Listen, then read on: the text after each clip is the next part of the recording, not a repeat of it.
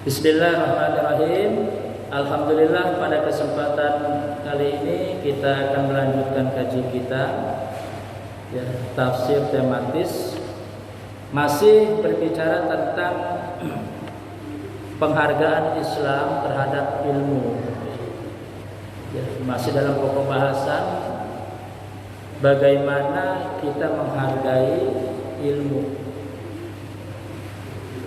Masuk pada poin yang ketujuh, yaitu bahwa Al-Quranul Karim mengisyaratkan bahwa yang berhak memimpin suatu kaum adalah orang yang memiliki ilmu pengetahuan dan fisik yang baik, bukan karena hartanya.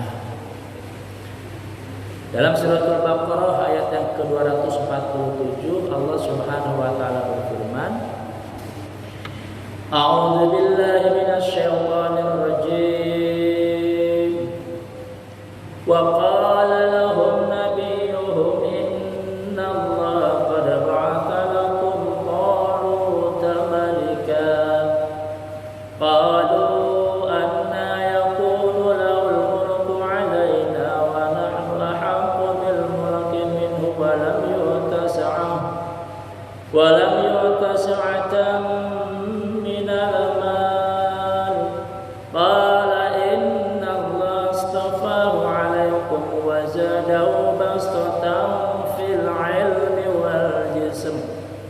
Wallahu yu'ti mulkahu man yasha'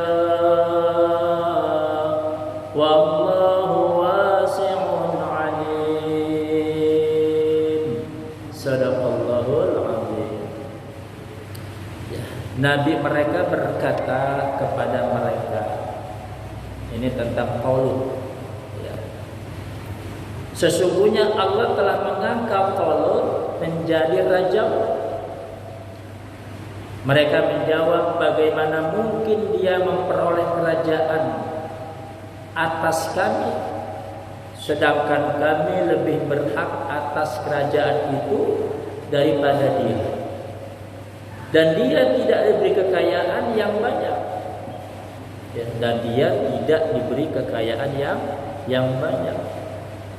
Jadi kaum dari Talut ini protes, kenapa harus Talut yang menjadi pemimpin padahal Talut tidak punya harta ya. Nabi mereka menjawab, sesungguhnya Allah telah memilihnya menjadi raja dan memberikan kepadanya kelebihan ilmu dan fisik. Allah menganugerahkan kerajaannya kepada siapa yang dia kehendaki, dan Allah maha luas kekuasaan dan rizkinya, lagi maha mengetahui. Kita lihat kajian tafsirnya. Samuel mengatakan kepada Bani Israel, ini kisah tentang Bani Israel ya, bahwa Allah Subhanahu wa taala telah mengangkat Talut dalam Bible, diterangkan sebagai raja. Orang-orang Bani Israel tidak mau menerima Talut sebagai raja dengan alasan bahwa menurut tradisi yang boleh dijadikan raja hanyalah dari kabilah Yehuda. Sedangkan Talut dari kabilah Bunyamin. Lagi pula disyaratkan yang boleh menjadi raja itu harus seorang hartawan. Sedangkan Talut bukan hartawan. Oleh karena itu secara spontan mereka menolak. Bagaimana Talut akan memerintah kami, padahal kami lebih berhak untuk mengendalikan pemerintahan daripada dia. Sedangkan dia pun tidak diberi kekayaan yang cukup untuk menjadi raja. Samuel menjawab bahwa Talut diangkat menjadi raja atas pilihan Allah. Karena itu Allah menganugerahkan kepadanya ilmu yang luas, dan Talut mempunyai fisik yang kuat, gagah perkasa, sehingga ia mampu untuk menjadi pemimpin Bani Israel. Dari ayat ini dapat diambil pengertian bahwa seseorang yang akan dijadikan raja itu hendaklah yang pertama ya, dia memiliki ilmu pengetahuan yang luas. Yang kedua, memiliki fisik yang baik, kesehatan yang baik. Yang ketiga, dia haruslah bertakwa kepada Allah Subhanahu wa ta'ala. Nah, hadirin rahimakumullah, terkait dengan masalah ini, pada beberapa kajian yang lalu di majelis yang lain ada pertanyaan, bagaimana pemimpin yang sudah menjadi pemimpin, apakah benar-benar dia pemimpin yang baik atau tidak bagi rakyatnya? Ya, dia contohkan di negara-negara yang mayoritasnya non-Islam, ya, dalam pandangan dia Allah memberikan pemimpin yang baik. Tetapi di negara-negara yang mayoritas Islam, Allah berikan pemimpin sepertinya kurang baik, tidak sebaik pemimpin di negara-negara yang non-Islam. Itu pandangan dia. Dalam pandangan kita, pemimpin itu ada dua kemungkinan. Pertama, merupakan nikmat dari Allah Subhanahu wa ta'ala. Yang kedua, merupakan azab dari Allah Subhanahu wa ta'ala. Jadi bagus tidaknya pemimpin suatu kaum itu ditentukan oleh bagus tidaknya kaum itu dalam bertakwa kepada Allah Subhanahu wa ta'ala. Bagaimana mencirikannya? Nanti kita akan temukan dalam kajian tafsir Mukhtarul Hadis. Ya, nanti ada, ya, bahwa di antara tanda-tanda jika Allah menghendaki suatu kaum mendapatkan pemimpin yang baik, maka pemimpin itu akan dibantu oleh menteri-menteri yang baik. Tuh, gampang ukurnya. Ya. Jika Allah menghendaki pemimpin suatu kaum yang baik, maka pemimpin itu akan dibantu oleh menteri-menterinya yang baik, yang jujur. Kalau kemudian kita lihat menteri-menterinya korup, begitu ya, senang korupsi, jadi koruptor, pertanda pemimpin itu tidak baik. Ya. Artinya apa? Hukuman, teguran, ya, dari Allah Subhanahu wa ta'ala. Karena mungkin kita umat Islam, masyarakat Muslim ini belum mampu menjaga ukhuwahnya dengan baik, belum mampu menerapkan nilai-nilai Islam dalam kehidupan bermasyarakat dengan baik, ya. Saling bermusuhan satu sama lain, tidak peduli dengan sesama saudara yang seiman, sesama saudara Muslim.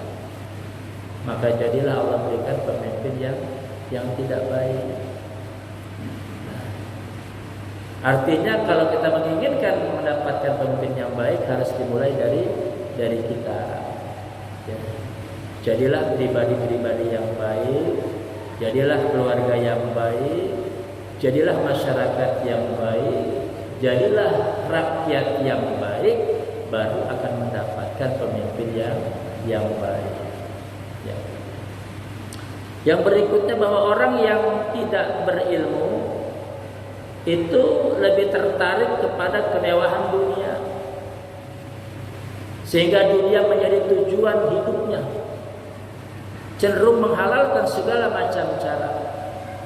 Sedangkan orang yang berilmu menganggap bahwa dunia hanyalah sarana untuk mencapai akhirat. Ya, wal akhiratu khairu wa abqa. Nah, itu prinsip kita tuh. Dan akhirat itu lebih baik dan kekal. Kalau kita mencari dunia, belum tentu dapat. Kalaupun dapat, mungkin cuma sedikit. Kan begitu.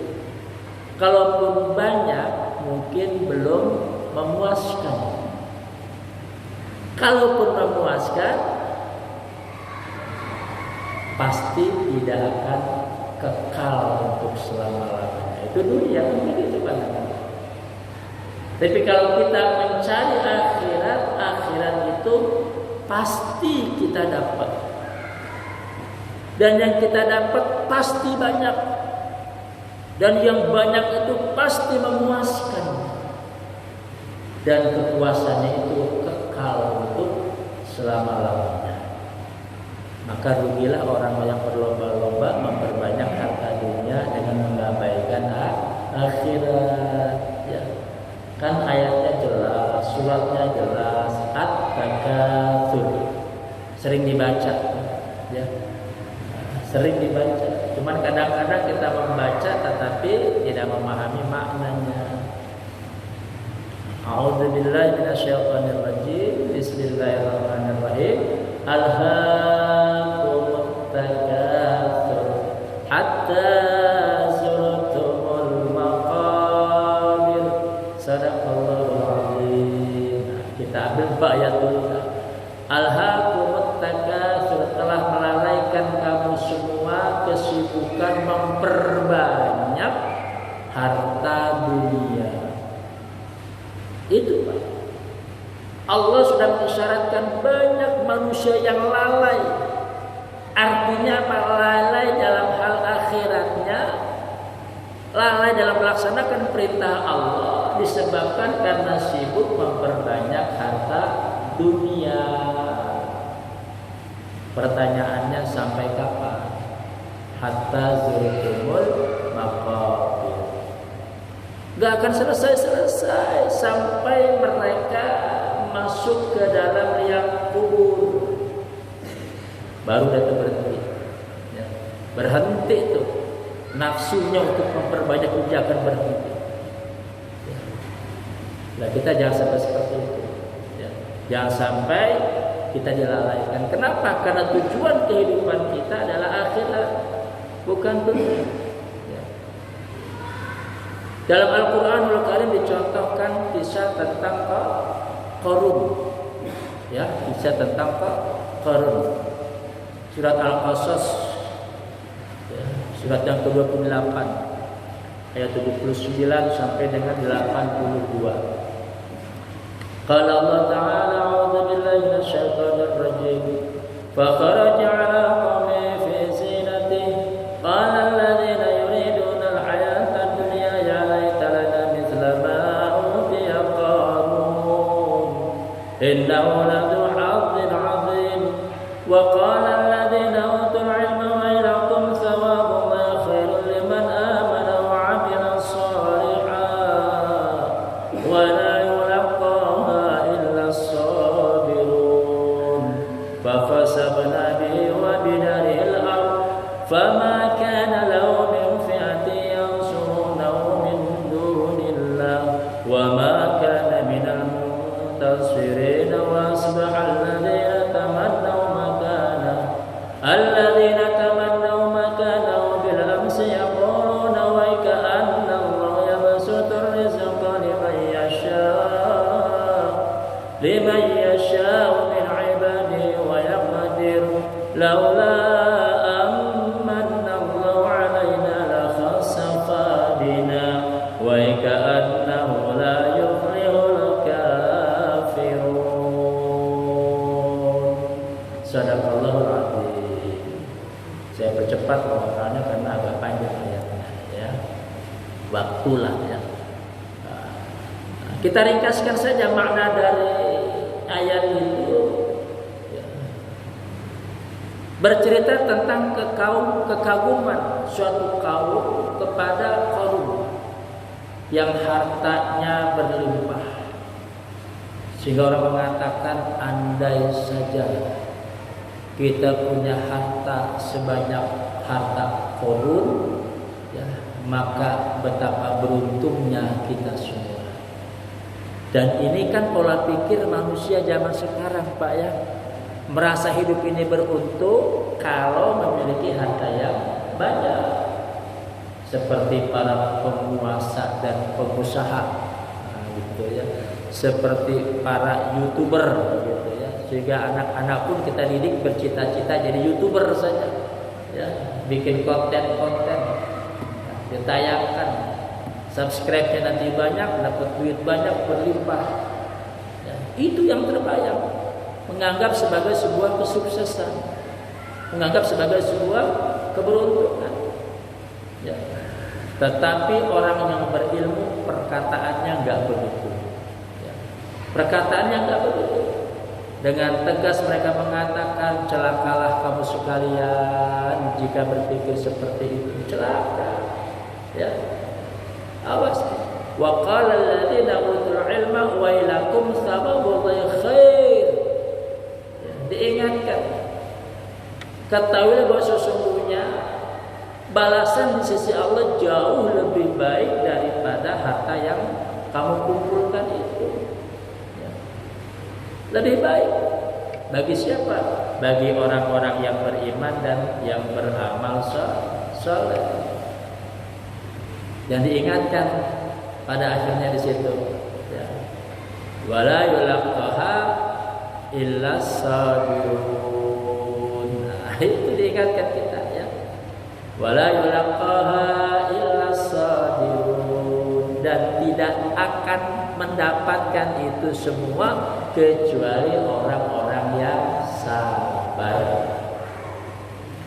Artinya seandainya keadaan harta kita tidak sebanyak orang-orang yang kafir, katakanlah, ya, sikapi dengan sabar, karena kita faham hakikatnya keberuntungan itu bukan pada banyaknya harta. Dalam kitab Mukhtarul Hadis, ya, kita kaji juga nanti, laisal ghina an kathratil ardi, kan begitu. Walakinnal ghina minan nafsi, enggak disebut orang yang kaya yang banyak hartanya,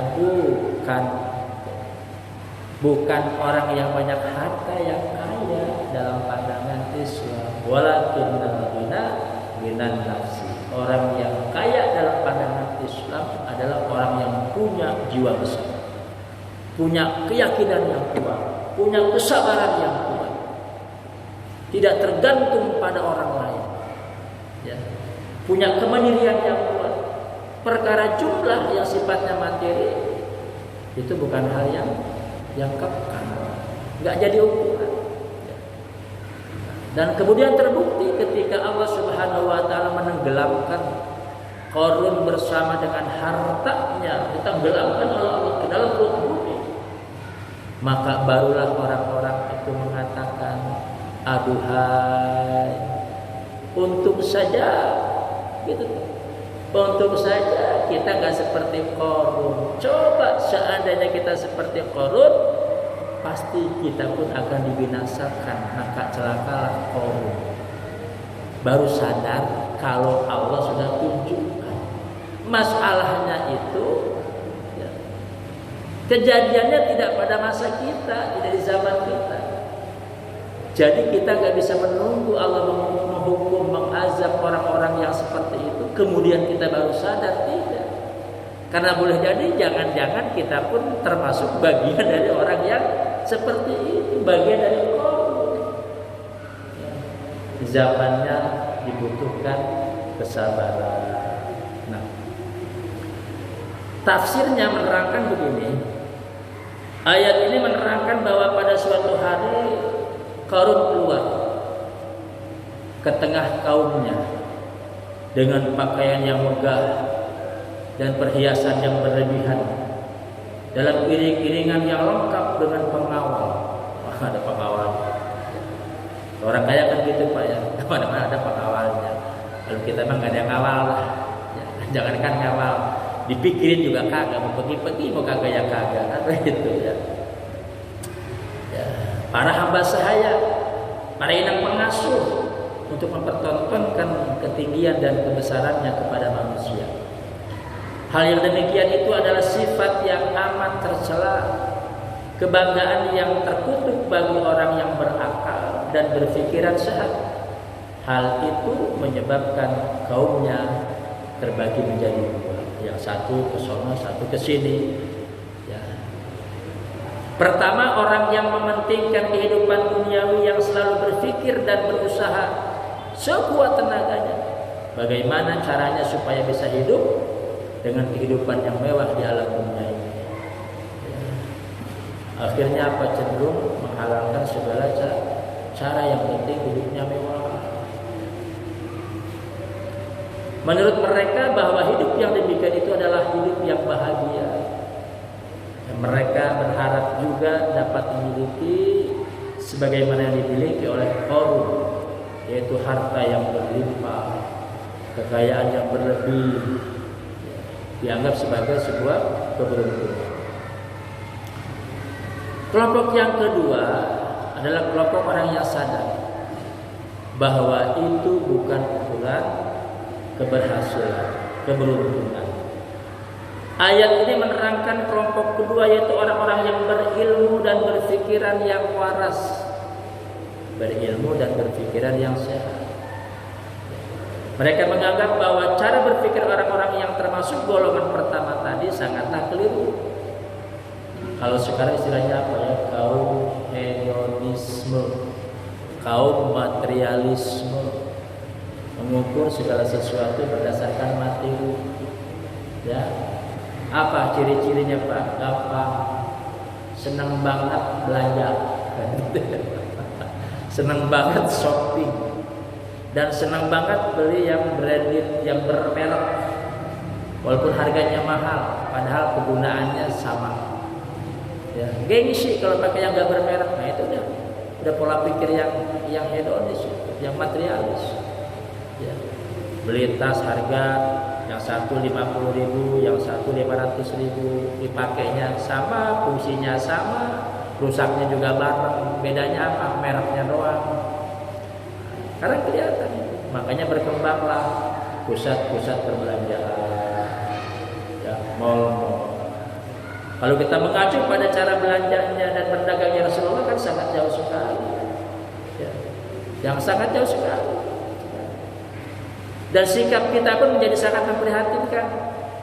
Contoh, sering diingatkan tuh, kalau kita belanja di pedagang yang keliling, dia udah keliling seharian, panas terik, ya, tukang sayur, saya udah layu. Nah, ini titip pesan, kalau ada rezeki walaupun nggak perlu belilah, beli. Repotnya begitu beli nawar lagi. Lah udah begini saya rasa kok, udahlah segini aja ditawar, seperak dua perak ditawar. Tapi kalau belanja di mall pernah nawar, harganya 9.990, nawar kan? Agak malah ngelebihin, ya. Udah gak usah kembalian, tanggung 10 perak. Pinter, satu orang 10 perak, 1.000 orang 10.000, ya, sehari, sebulan, kalikan 30. Jadi kadang-kadang kita berpikir seperti itu. Jadi saran saya, kalau kita ingin mencoba menggunakan gaya hidup yang seperti itu, perhatikanlah saudara-saudara kita. Dan kalau ditanya Pak, sedihnya itu tukang sayur, tukang buah-buahan yang keliling, yang udah pada layu, tanya apa agamanya? Tanya apa agamanya? Rata-rata Islam. Saudara kita, ya, bukan orang lain, Muslim. Tapi lihat pengusaha-pengusaha swalaya, pengusaha-pengusaha mal, pusat perbelanjaan, rata-rata Muslim bukan. Nah, tahu sendiri itu jawabannya. Ya. Tanamkan Pak, ya, tanamkan kecintaan kita kepada saudara kita yang sesama Muslim. Kita punya rezeki lebih, keluarkan.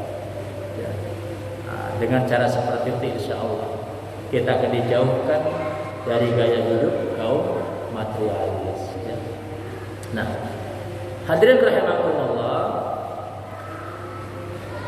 ayat ini juga menerangkan bahwa orang yang semula bercita-cita ingin mempunyai kedudukan dan posisi terhormat seperti yang pernah dimiliki Qarun, dengan seketika mengurungkan cita-citanya setelah menyaksikan azab yang ditimpakan kepada Qarun. Mereka menyadari bahwa harta benda yang banyak dan kehidupan duniawi yang serba mewah tidak mengantarkan mereka pada keridhaan Allah Subhanahu wa taala. Ya, Allah memberi rezeki kepada siapa yang dikehendakinya dan tidak memberi kepada yang tidak dikehendakinya. Allah meninggikan dan merendahkan orang yang dikehendakinya. Kesemuanya itu adalah berdasarkan kebijaksanaan Allah dan ketetapan yang telah digariskan oleh Allah Subhanahu wa taala. Kata kuncinya apa? Hanya Allah yang paling tahu apa yang terbaik buat kita. Jangan-jangan kalau Bapak nih yang sekarang diuji dengan ekonomi yang pas-pasan, jangan-jangan kalau dikasih lebih malah lupa sama Allah. Kan begitu. Ya, ingat kisah tentang Sa'labah ya.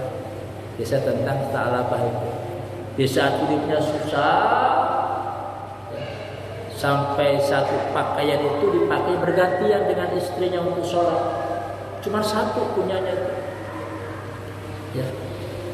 Ketika habis sholat, Sa'labah langsung buru-buru pulang ke rumah.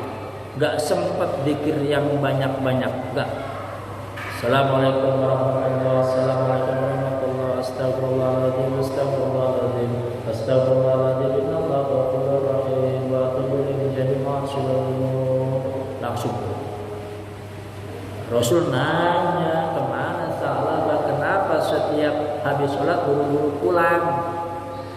Yang kenal, yang tahu Sa'labah ngomong cerita, ya Rasulullah, Sa'labah itu cuma punya satu pakaian untuk sholat dipakai bergantian dengan istrinya. Dia harus segera pulang karena istrinya apa? Nungguin pakaiannya untuk sholat. Saya tanya sekarang, ada gak kita yang begitu di sini? Ada nggak? Oh, enggak, kita udah lebih dari Sa'labah.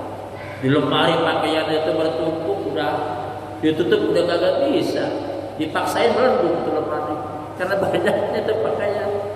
Ya, tapi teorinya kan jelas, air itu gelas yang kosong itu akan terisi air. Gelas yang terisi air berhari-hari pun tidak akan diisi lagi oleh air yang baru selama airnya belum dikeluarkan. Kalau pengen lemari bapak bajunya berganti baru, baju yang lama keluarkan. Nah gitu.